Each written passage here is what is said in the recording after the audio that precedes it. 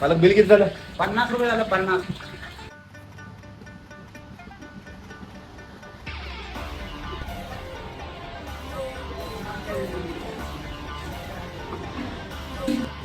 त्या आईला 200 रुपये मिळाल्यात. आता 91 मारतो आणि अर्धा किलो चिकन घरला घेऊन जातो. आता पैसे कुठं पडलं?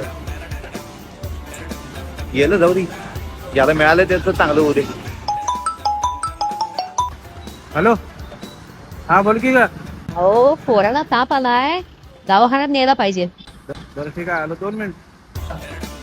विशाल, हे घे तुझा पगार. मालक पैसे जास्ती आहे. अरे ह्या महिन्यापासून तुझा पगार वाढवलाय. आईला नाही नाही म्हणत दवाखान्यात 200 जागी 500ला काटी लागली. त्या आईला बोंबलाय जाता. ए नारू,